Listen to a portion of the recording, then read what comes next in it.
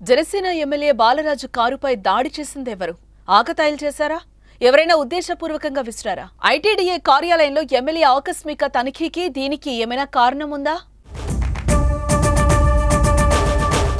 Polavaram MLA Chirri Balaraju కారుపై సోమవారం రాత్రి రాయితో దాడి చేయడం సంచలనంగా మారింది. ఏలూరు జిల్లా జీలుగుమిల్లి మండలం బరింకలపాడు జంక్షన్ వద్ద పోలవరం బాలరాజు కారుపై రాయితో దాడి జరిగింది. గుర్తు తెలియని వ్యక్తులు రాయి విసరడంతో కారు అద్దం బద్దలైంది. అయితే దాడి సమయంలో కారులో బాలరాజు లేకపోవడంతో ప్రమాదం నుంచి తప్పించుకున్నారు. ఈ ఘటనపై డిప్యూటీ సీఎం జనసేన అధినేత పవన్ కళ్యాణ్ సీరియస్ అయ్యారు. దాడికి పాల్పడిన వారిపై కఠినమైన చర్యలు తీసుకోవాలని ఆదేశించారు. అయితే ఈ దాడి చేసిందెవరు అన్నది ఉత్కంఠ రేపుతోంది.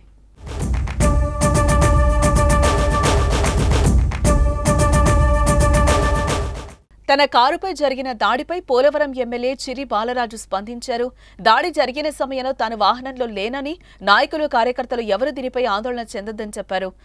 ఇలాంటి ఘటనలకు ఎవరు పాల్పడ్డా పోలీసులు వారిపై కఠిన చర్యలు తీసుకుంటారని హెచ్చరించారు.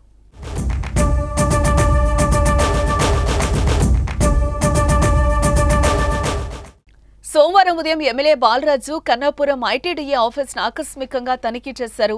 మాస్క్, టోపీ పెట్టుకుని సామాన్యుడిలా కార్యాలయానికి వెళ్లి సిబ్బంది పనితీరును పరిశీలించారు. ఈ సమయంలో సాయి కుమార్ అనే ఉద్యోగి విధుల్లో నిర్లక్ష్యంగా వ్యవహరించడం ఎమ్మెల్యే గమనించారు. డ్యూటీ టైంలో పబ్జీ ఆడుతూ సాయి కుమార్ కనిపించడంతో ఆగ్రహం వ్యక్తం చేశారు. వెంటనే అతన్ని సస్పెండ్ చేయాలని ఆదేశించారు. ఎమ్మెల్యే ఆదేశాలతో సాయి కుమార్ సస్పెండ్ చేస్తూ అధికారులు ఉత్తర్వులు జారీ చేశారు. సోమవారం ఉదయం ఈ ఘటన జరిగింది. ఇది జరిగిన కొన్ని గంటల్లోనే బాలాజీపై దాడి జరగడం ఆసక్తిని పెంచింది.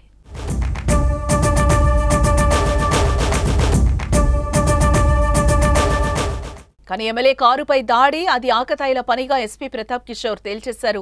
ఆపై ఘటనపై పూర్తి విచారణ ప్రారంభించారు. దాడి జరిగిన ప్రాంతానికి జీలుగుమిల్లి సర్కిల్ ఇన్స్పెక్టర్ కాంతికుమార్ వెళ్లి అక్కడి పరిసరాలను క్షుణ్ణంగా పరిశీలించారు. ఘటన చోటు చేసుకున్న ప్రాంతంలో హాస్టల్ భవనాలు ఉండడంతో ఇది ఆకతాయిల పనే అయ్యుండొచ్చని భావిస్తున్నారు. 2 రోజుల కిందట మంత్రి వాసంశెట్టి సుభాష్ కారును గంజాయి మత్తులో అడ్డుకోవడం, ఇప్పుడు ఏకంగా ఎమ్మెల్యే కారుపై రాయితో కొట్టడం చర్చనీయాంశమైంది.